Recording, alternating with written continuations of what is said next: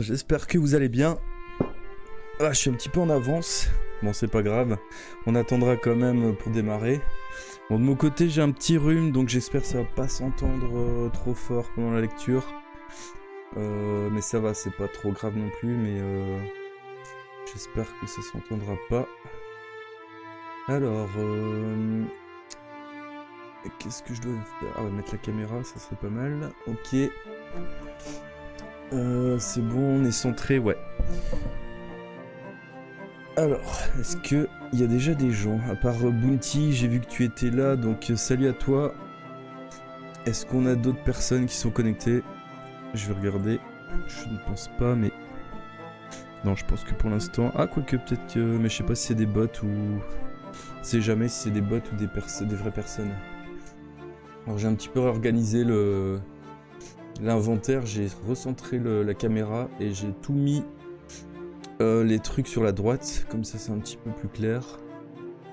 Alors, j'ai modifié, on s'est redonné des points de destin. Pourquoi? J'explique. Tout simplement parce que, en fait, j'ai changé la règle enfin, le dernier point là au niveau du destin, j'ai changé. En fait, j'avais mis au départ que c'était recommencer un combat, mais je me suis rendu compte que c'était un peu nul comme choix, puisqu'on ne l'utilise jamais au final. Donc j'ai mis plutôt gagner sans combattre. Donc ça veut dire que quand il y a un combat, quoi qu'il arrive, on peut se dire ok, on utilise un point de destin et on gagne le combat quoi qu'il arrive. Donc ça peut être utile dans un premier temps pour un combat qui serait trop déséquilibré en notre défaveur, et pour un combat où par exemple on n'aurait pas un objet spécial qui nous bloquerait en fait pour continuer le bouquin. Donc parfois ça peut arriver.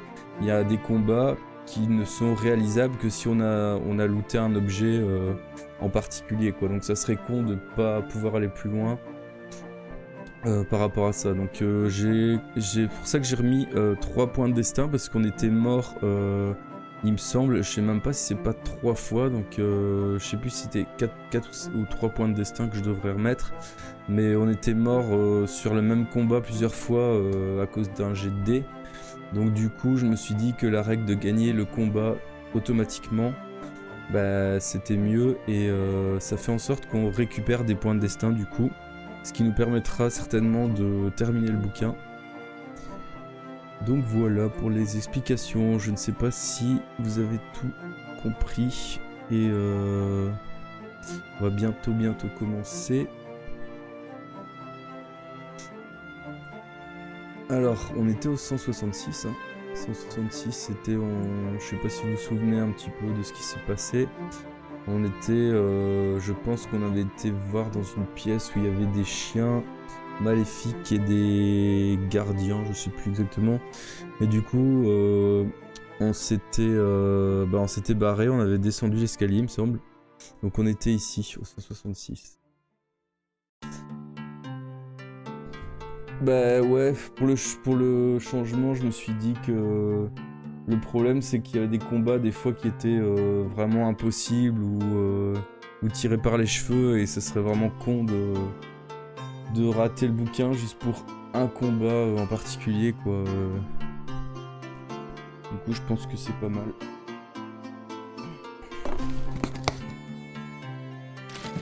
Surtout qu'on n'utilisait jamais le point de destin pour recommencer un combat.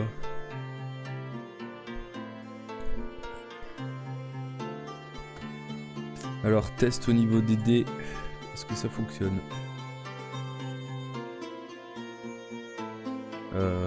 Oui. C'est un peu long à arriver quand même. Alors, j'ai mis l'historique des dés en bas à droite. Comme ça, si je le vois pas, ou par exemple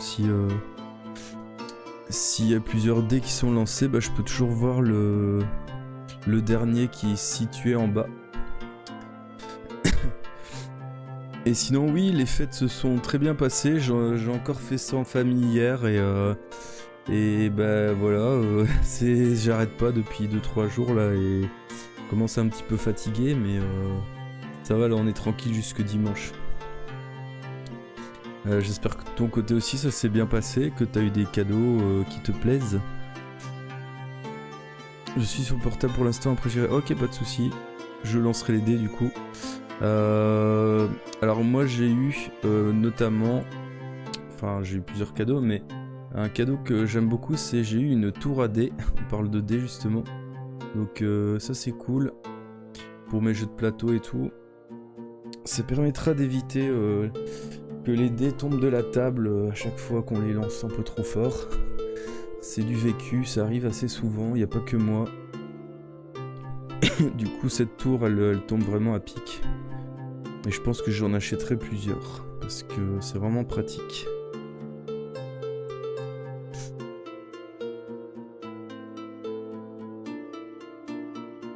Alors hier on a testé... non c'était pas hier, je sais plus c'était quand. Attends. Non, c'était il y a quelques jours. C'est un peu une 3D. Ouais c'est ça, bah une tour en genre de truc médiéval, de tour en pierre quoi. Mais une en acrylique, du coup elle est transparente, ça c'est cool.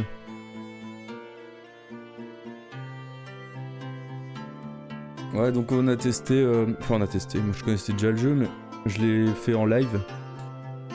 Un jeu... Bah d'ailleurs je sais pas où je l'ai mis, il est là-bas, je vais chercher.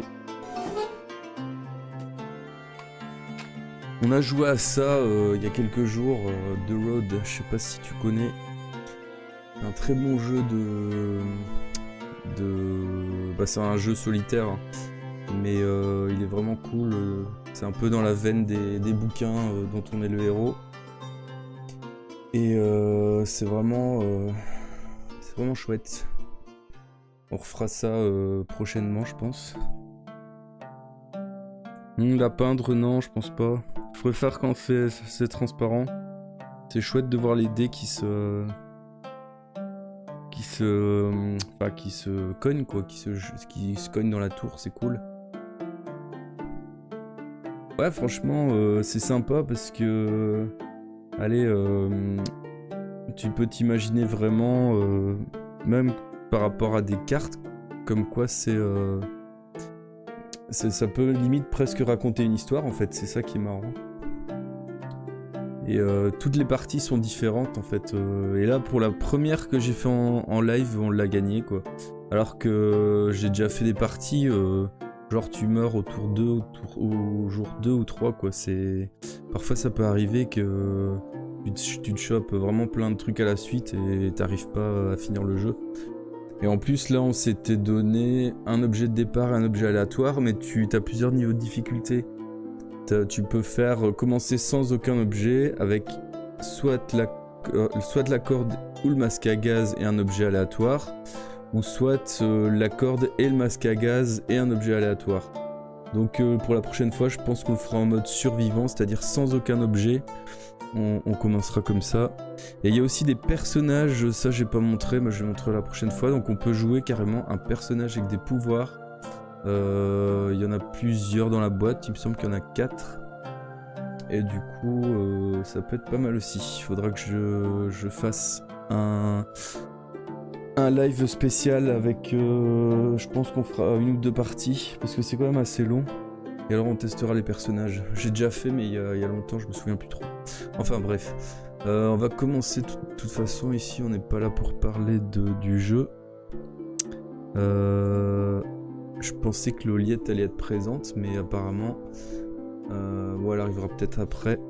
Du coup on va commencer ici avec le 166. Hein. Donc, allez c'est parti. On espère qu'on va le terminer ce soir. Donc au pied de l'escalier, vous découvrez un autre tunnel orienté au nord. Vous apprêtez à l'emprunter lorsque votre main entre soudain en contact avec un levier qui dépasse du mur à votre droite. En regardant de plus près, vous constatez l'existence d'une porte secrète. Si vous souhaitez ouvrir cette porte, 111. Si vous préférez poursuivre votre chemin le long du nouveau tunnel, rendez-vous au 336. Alors un levier pour une porte secrète. Est-ce que ça vous dit de l'ouvrir ou pas ? Alors, on va faire un petit sondage.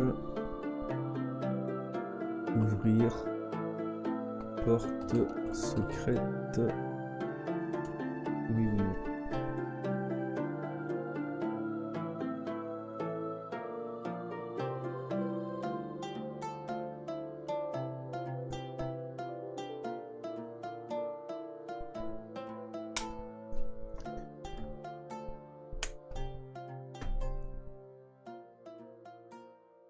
Décidément, des leviers, il y en a pas mal en ce moment. Hein.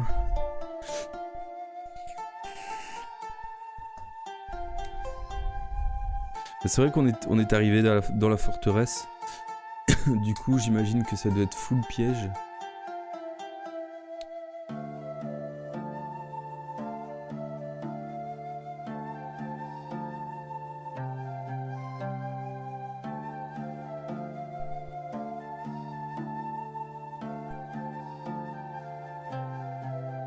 Alors, personne ne vote. Je vais devoir décider.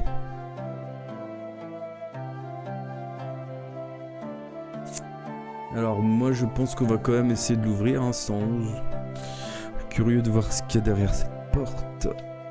Alors la porte glisse latéralement et révèle un large couloir bien éclairé orienté nord-sud. Le sourd grondement que vous avez perçu auparavant semble plus intense ici que dans l'obscurité du passage situé derrière vous.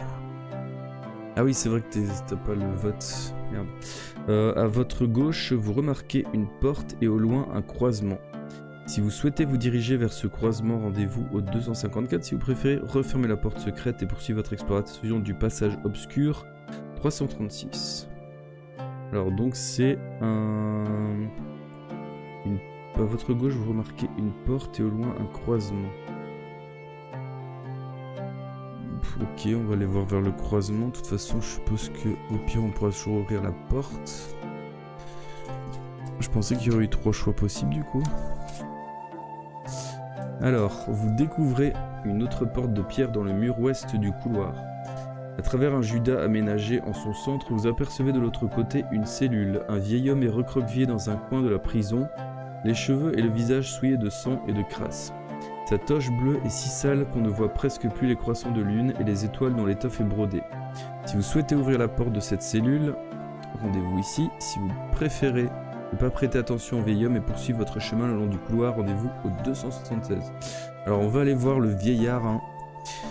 Ça me paraît pas mal. C'est peut-être un sorcier amical. Ouais. Putain, il y a un sacré paragraphe en tout cas. Ah bah... Alors je suis l'un des anciens de la guilde des magiciens de Toran. Ah c'est cool, il a l'air gentil lui par contre. L'illustration elle est sympa. Bon, à part la gueule du sorcier, mais sinon le reste c'est joli. Il y a vraiment des petits détails intéressants. Alors par ma foi, un seigneur Kais s'exclame-t-il les yeux ronds de stupeur. J'ai tant désiré retrouver ma liberté tant attendue qu'on vienne me délivrer de cette infernale prison. Et bien que l'espoir ne m'ait jamais quitté, je n'aurais pu penser que mon sauveur serait un personnage aussi illustre. Au plus fort de son exaltation, le vieil homme est soudain pris d'une quinte de toux. Lorsqu'enfin il peut reprendre son souffle, il est pâle, épuisé et ne peut à nouveau parler que quelques minutes plus tard. Je m'appelle Loakimar, dit-il, je suis l'un des anciens de la guilde des magiciens de Toran. Il vous montre alors sous sa toge en lambeaux un pendentif en étoile de cristal, le symbole de la guilde. La guilde est connue sous le nom de la confrérie de l'étoile de cristal et le magicien vous donne ainsi la preuve tangible de son identité. Vous lui demandez ensuite comment il se fait qu'il soit emprisonné ici à Ikaya à plusieurs centaines de kilomètres de sa ville natale de Toran. C'est Vonotar, ce traître abject, qui est responsable de mon tourment. Avant l'invasion du Sommerlund par les maîtres des ténèbres, il a trahi les maîtres Kai pour gagner de nouveaux pouvoirs. Les sombres pouvoirs de la mort et de l'obscurité. Il ne parvint pas, cependant, à remplir le rôle qui lui avait été attribué dans les stratégies guerrières de ses maîtres maléfiques. Or, les maîtres des ténèbres ne peuvent tolérer une telle faiblesse. Leur esprit monstrueux ignore la pitié. Dans l'amertume de la défaite, ils ont cherché à tuer Vonotar pour le punir du crime d'avoir échoué. Vonotar, quant à lui, savait que le seul moyen d'échapper à leur vengeance se trouvait en ma possession. Ma crosse de la guilde a en effet le pouvoir de transporter instantanément d'un lieu à un autre une personne ou un objet. Il essaya donc de me la voler pour s'enfuir ainsi à Ikaya, où il sera en sûreté. Il apprit bien vite, cependant, que les pouvoirs de la crosse magique ne sont pas à la portée du premier venu. Je suis le seul en effet à connaître son secret. Furieux, il menaça de tuer toute ma famille si je refusais de l'amener jusqu'ici à l'aide de la crosse. Je n'avais donc pas d'autre choix que d'accepter. Depuis ce temps, je suis resté prisonnier dans cette cellule. Mais en dépit des tortures physiques et mentales que Vonotar m'a fait subir, je ne lui ai jamais révélé le secret de la crosse de la guilde qu'il conserve, je le sais, dans la salle du trône du Brumalmark. Si je lui disais ce secret, ma vie ne vaudrait plus très cher. Vous expliquez alors à Loakimar la nature de votre mission et vous lui racontez la suite d'événements qui vous a mené à le rencontrer. Il vous propose aussitôt de vous montrer le chemin qui mène à la salle du trône de Brumalmark où Vonotar exerce ses pouvoirs de chef suprême. Et si vous parvenez à retrouver la crosse de la guilde, il vous promet de vous transporter instantanément jusqu'au point de la côte où se trouve ancré le Cardonal. Vous pourrez ainsi rejoindre le navire à temps. Pour la première fois depuis que vous êtes tombé dans les grottes de Cal, vous avez le sentiment que votre mission est sur la voie du succès. Rendez-vous 192. Ah, ça c'est plutôt cool qu'on l'ait rencontré parce que je pense que c'est quand même un personnage clé du coup. Puisqu'il va nous permettre de peut-être d'aller directement affronter le boss et de retourner au bateau. Ah, je sais pas si la fin est proche. Alors si vous possédez une pierre rayonnante, rendez-vous au 267. Alors je pense pas qu'on ait une pierre rayonnante. Je vais vérifier dans l'inventaire, mais... Alors qu'est-ce qu'on a? Pendentif en étoile de cristal, ça serait pas ça. Lance magique, non. Diamant. Est-ce que ça serait pas le pendentif? Parfois avec les erreurs de traduction, on n'est jamais sûr.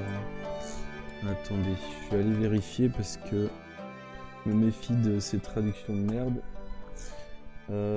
Grotte de Cal, du coup, on va taper pierre rayonnante.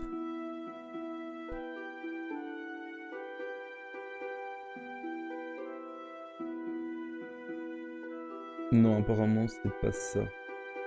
Puisqu'ils disent que la pierre rayonnante, c'est maudit. Du coup, on n'a pas eu ça. Rendez-vous au 44. Donc en fait c'est plutôt bénéfique de pas avoir cette pierre apparemment. C'est ce que je vois sur Google là. Suivez-moi, dit Loakimar, j'ai écouté attentivement tous les bruits de la forteresse pendant plus d'1 an et je connais à présent toutes les portes dérobées, tous les passages cachés. Du fond de ma cellule, j'en ai appris davantage sur ces couloirs que Vonotar lui-même avec toute sa ruse.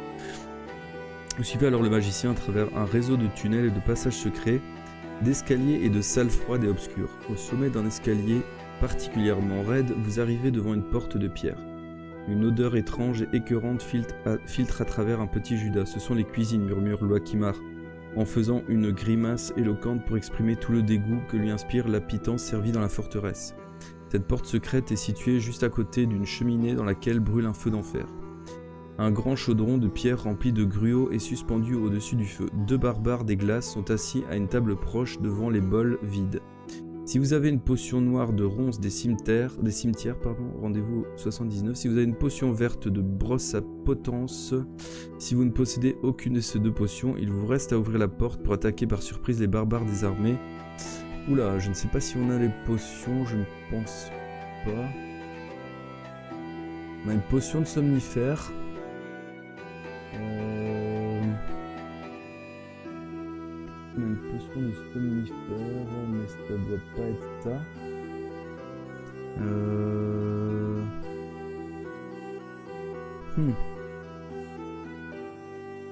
Qu'est-ce qu'elle faisait d'ailleurs la potion de somnifère? Potion noire de ronces, non. Potion verte de brosse à potence. Je pense qu'on l'a pas. Hein. Sinon je l'aurais noté.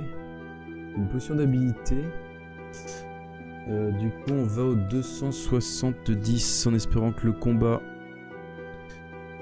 soit possible. Oui. Alors, les barbares des glaces sont pris au dépourvu et vous parvenez à en tuer un avant que l'autre ait eu le temps de réagir. Votre adversaire n'a pas d'armes, mais il est décidé à vous combattre avec acharnement. Alors 14 en habilité et 25 en endurance. Du coup, 14 en habilité, c'est pas ouf pour lui, puisque nous on est déjà à 27-29, donc on a une différence de 15, ce qui fait que on est easy sur la table ici.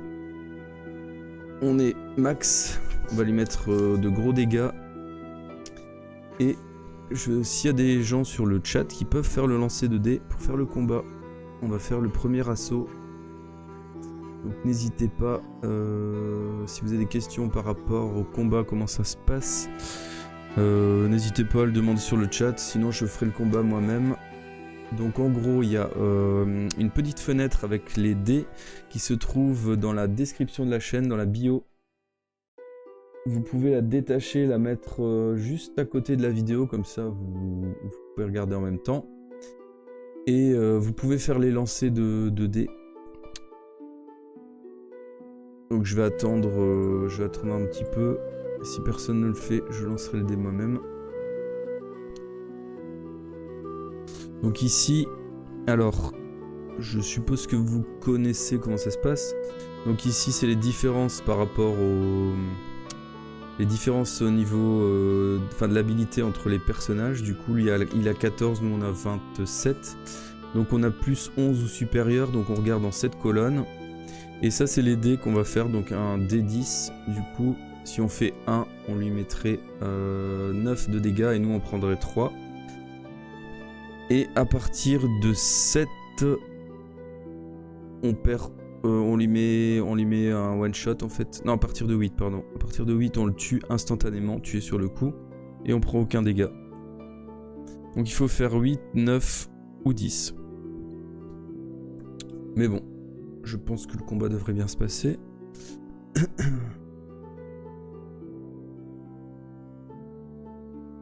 Je vérifie si on n'a pas d'autres objets, mais non, je pense pas. Bon allez, je vais lancer le dé, c'est parti. Premier assaut. 7. Je rappelle qu'on fait dégâts doubles. Hein. Du coup, on lui met 18 x 2 parce qu'on a le glaive de Sommer qui est l'arme ultime. Du coup, on lui met 36. Il a que 25 en endurance, donc il se fait one-shotter. 340. C'était easy. Au niveau combat, on roule un peu sur le jeu, hein, mais c'est normal. On a fait les tomes précédents, du coup on a upé le personnage. Alors vous traînez les cadavres hors de la cuisine et vous les abandonnez derrière la porte secrète. Lorsque vous revenez, Loakimar est occupé à examiner les bocaux remplis d'herbes qui sont alignés sur les étagères. Il prend plusieurs de ces bocaux qu'il range dans ses poches, puis il en ouvre 2 autres dont il mélange le contenu dans un petit bol de pierre. Il vous tend ensuite une poignée d'herbes sèches en vous conseillant de les manger. Elles vous rendront vos forces, loup solitaire, dit-il. Vous mangez les herbes au goût douceâtre et une chaleur bienfaisante rayonne aussitôt dans tout votre corps. Vous pouvez ajouter 6 points d'endurance à votre total actuel. Ah bah c'est cool ça, d'huile. C'est vrai qu'on s'était pas soigné depuis le début, je pense. Ça c'est sympa. Stats, on va se remettre du coup à 16 parce qu'on n'était pas super bien en points, ça tombe à pic. Et on va se rendre de 301. Alors, nous sommes à l'étage où se trouve la salle du trône de Brumalmark, murmure Loakimar, en regardant à travers une fente de la porte de la cuisine. Elle est située au bout de ce couloir. 2 barbares des glaces sont assis près des portes incrustées de pierreries qui donnent accès à la grande salle du trône. Ils sont protégés de la tête aux pieds par d'étranges armures en os et armés d'épées de cristal. Le vieux magicien se tourne vers vous et dit « Avec eux, il faut agir vite et en silence. » Il tire alors de ses poches 3 bocaux et marmonne une incantation en mélangeant leur contenu dans un bol de pierre. Il prend ensuite un pichet d'eau dont il verse quelques gouttes sur la mixture. Aussitôt, un filet de fumée bleue s'élève du bol. Voici ce qui fera taire les gardes si nous parvenons à placer le bol suffisamment près d'eux. Si vous maîtrisez la discipline Kai du camouflage, de la maîtrise psychique de la matière, de la chasse... Alors on a quoi encore? On n'a pas le camouflage je pense, on a juste la maîtrise de la matière, il me semble. Je vérifie, maîtrise des armes, psy, bouclier psy, communication animale, orientation, puissance psy. Donc on a la maîtrise de la matière. Du coup, 228. Ça aurait été mieux d'avoir le camouflage je pense, mais bon, on va essayer avec ça.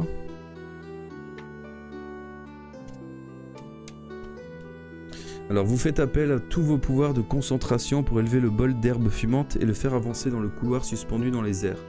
Enfin, vous le posez à distance à l'ombre d'un pilastre et vous observez avec une grande curiosité les effets produits par la mixture. Moins d'1 minute plus tard, les barbares des glaces se sont effondrés sur le sol. Allons-y à présent, murmure Loakimar en vous faisant sortir de la cuisine. Vous approchez ensuite de la salle du trône de Brumelmark et vous découvrez alors que l'une des magnifiques portes incrustées de pierreries n'est pas fermée à clé. Tirant aussitôt votre épée, vous entrebâillez doucement la porte et vous pénétrez dans le repère de Vonotar, rendez-vous au 173. Ah, c'est vrai que ça sent la fin, à moins qu'il y ait un twist qui fait que il n'était pas là. Ah, un monstre énorme verdâtre, répugnant, rampe hors de l'ombre. Alors lui, je pense qu'il a la palme des monstres les plus dégueulasses qu'on a rencontrés depuis le début. Alors la salle du trône de Brumelmark est une vaste pièce dans laquelle se dresse une sorte de plateau central constitué de blocs de glace disposés les uns sur les autres. Sur cette plateforme se trouve le trône de Brumelmark, un trône aussi vieux qu'Ikaya elle-même. Vonotar y est assis, entouré de gros volumes et d'étranges accessoires de nécromancien. Il est absorbé dans son étude et ne vous voit pas entrer. Il reste ainsi quelques instants sans soupçonner votre présence lorsque soudain, Loakimar éternue. « Qui ose me déranger ?» siffle alors Vonotar en se levant du trône du Brumelmark et en cherchant l'intrus du regard. Lorsqu'il vous voit, il a une sorte de hoquet et une expression horrifiée transforme son visage. Aussitôt sa main cherche hâtivement à saisir une longue crosse noire, c'est là son bâton de magicien. Il a l'air d'un assassin que l'on vient de surprendre en train de commettre un crime particulièrement abominable. Vous vous hâtez de dégainer votre arme et vous commencez à escalader la pyramide de cristal. Vous êtes parfaitement conscient qu'il va falloir faire vite si vous voulez parvenir à le maîtriser et à le capturer vivant. Lorsque vous atteignez le bord de la plateforme, vous voyez un large cercle de blocs de cristal s'enfoncer dans le sol autour du trône. Un profond fossé se forme ainsi entre Vonotar et vous. S'élevant alors de cette tranchée, vous entendez une série de cris et de grognements terrifiants qui n'ont rien d'humain. Vous vous préparez à combattre, mais vous ne vous attendiez certainement pas à voir surgir l'épouvantable créature qui vient d'apparaître sous vos yeux. Un monstre énorme, verdâtre, répugnant, rampe en effet hors de l'ombre. Sa tête informe est une gigantesque masse de tentacules et de ventouses qui laisse suinter une mucosité gluante, noire et putride. Au centre de cet amas tremblotant palpite un œil jaune et hideux. Ce monstre est entièrement soumis à Vonotar qui lui ordonne de s'avancer vers vous. Si vous possédez une effigie, 34, si vous n'en avez pas, mais si vous disposez du glaive de Sommer, si vous n'avez ni l'un ni l'autre, on a l'effigie, il me semble, hein. J'ai vérifié, mais je pense qu'on avait trouvé ça dans un tombeau. Du coup, on va pas s'en priver, hein. Je vérifie qu'on l'a bien. Ouais, on a bien l'effigie. Donc 34. Ça va peut-être le tuer. Alors vous vous souvenez tout à coup que vous possédez une effigie de cette hideuse créature. Vous la sortez aussitôt de votre poche et vous la tenez devant vous. Elle se met alors à diffuser une étrange lueur qui semble hypnotiser le monstre. Vonotar n'a plus le contrôle de la créature qui désormais vous obéit. Ah, c'est cool ça. Alors le mage se rendant compte qu'il a perdu, s'éloigne du fossé. Loakimar vous rejoint peu après. Il essaye de vous dire quelque chose, mais il est hors d'haleine. Servez-vous de l'huile ou solitaire, envoyez-le contre Vonotar. Alors vous ordonnez au monstre de s'emparer de Vonotar et de l'immobiliser, et il vous obéit aussitôt. Le traître hurle de terreur et s'évanouit lorsque les tentacules gluants se referment autour de lui. Remarquez que pendant ce temps, Loakimar a jeté une poignée d'herbes pilées dans le fossé. Quelques secondes plus tard, des vignes vierges et toutes sortes de plantes grimpantes se mettent à pousser, formant un pont qui vous permet de franchir le fossé pour atteindre le trône de Brumelmark. Dès que vous êtes parvenu de l'autre côté, vous ordonnez à la créature de relâcher Vonotar et de le retourner dans le fossé.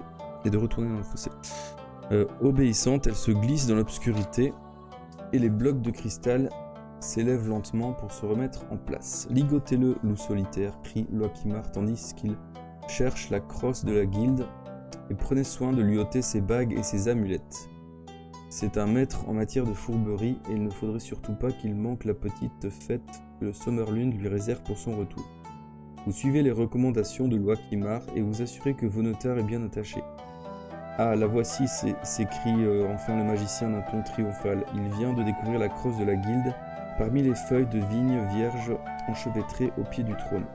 Il a hâte de s'en aller et vous le remerciez de son aide en lui donnant votre carte de Kalt sur laquelle vous lui montrez la position exacte du cardinal. Je n'en aurai pas besoin, assure-t-il, les cartes sont toujours fausses et je préfère m'en remettre à mon propre sens de l'orientation. Loakimar lève alors sa crosse de la guilde et un rayon de lumière aveuglante jaillit aussitôt de son extrémité. Le magicien décrit 3 larges cercles dans les airs tenant la crosse à bout de bras et la salle du trône de Brumelmark se transforme instantanément en un kaléidoscope multicolore. Rendez-vous 350. On dirait bien qu'on a terminé le bouquin. 350, je crois que c'est la fin.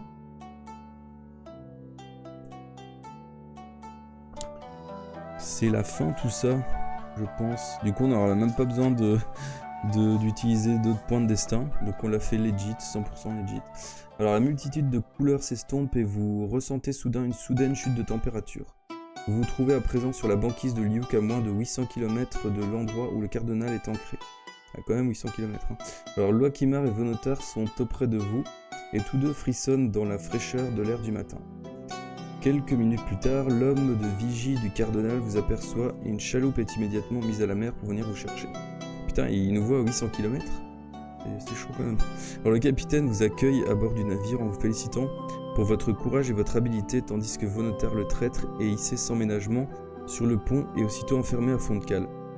Mais comment avez-vous fait pour revenir si vite demande le capitaine, incrédule. Nous attendions que dans 10 jours. Disons, intervient Loakimar, que la sagesse d'un seigneur Kale et le savoir d'un magicien de la guilde peuvent parfois vaincre le temps lui-même.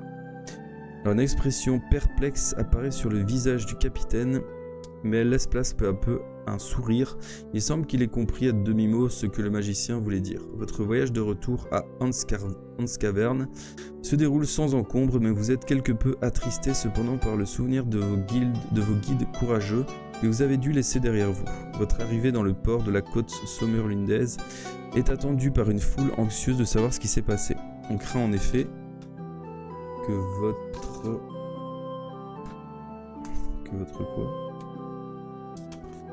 votre retour si prompt ne soit un signe que votre mission a échoué. Mais lorsque la nouvelle se répand que Vonotar le traître a été capturé, il vous faut à nouveau montrer tous vos talents de guerrier.